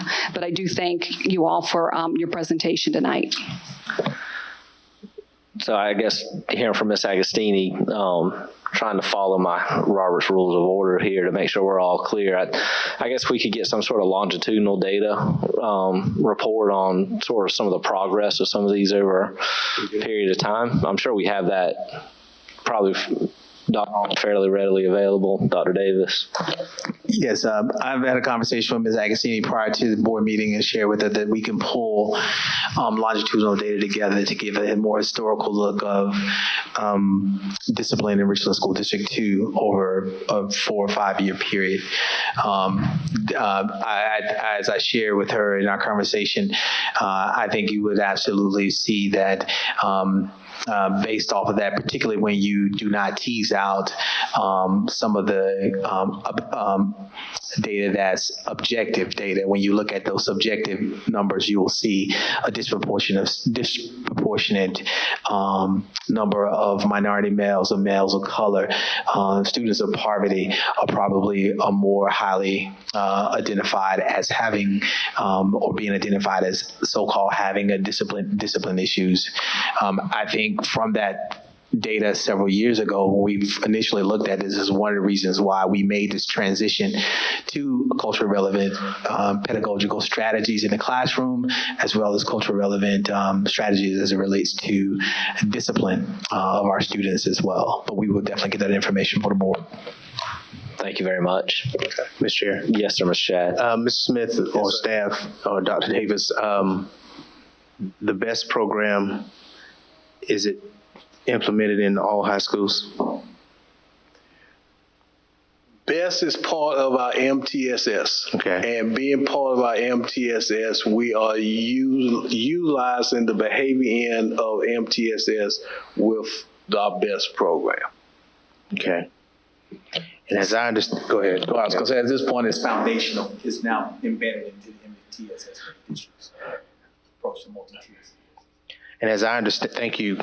As I understand it, BEST essentially was the precursor to this MTSS that the state has mandated.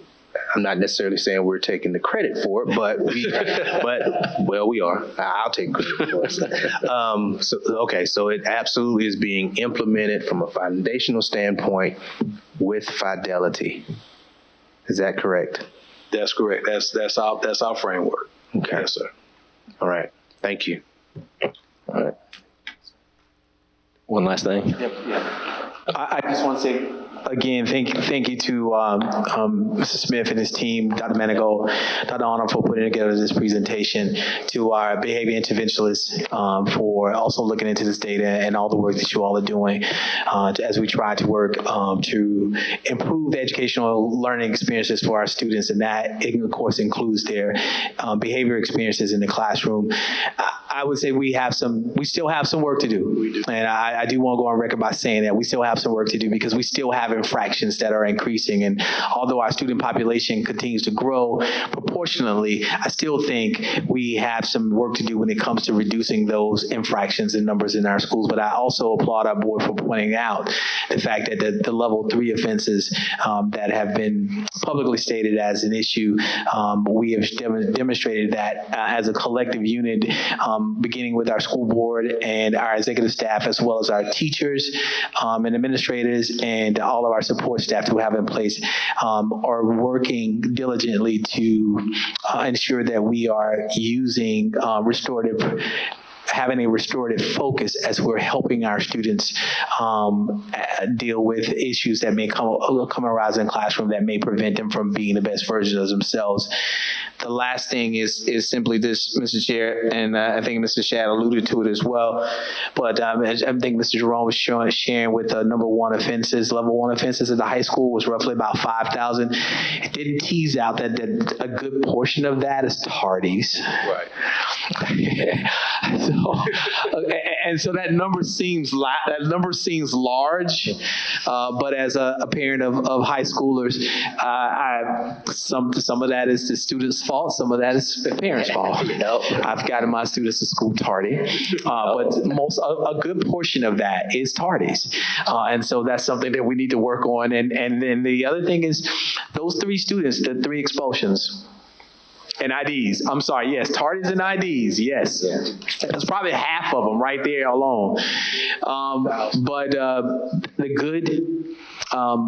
great thing I want to reemphasize is that although at this point in the 9 weeks we only had 3 expulsions, we've also reached out to those 3 students to ensure that they have an opportunity to continue their pathways to promotion. And so even if they are expelled, we still have mechanisms in place to try to make sure that those students are continuing to move forward toward graduation. Thank you. Thank you. All right, board members, I'm limiting debate. We are now going to adjournment. If I can have a motion. We adjourn this meeting. Motion's been made by Mr. Shad. Do I have a second? Seconded by Dr. Caution Parker. All raise your right hand. And motion passes unanimously. Y'all have a great Thanksgiving.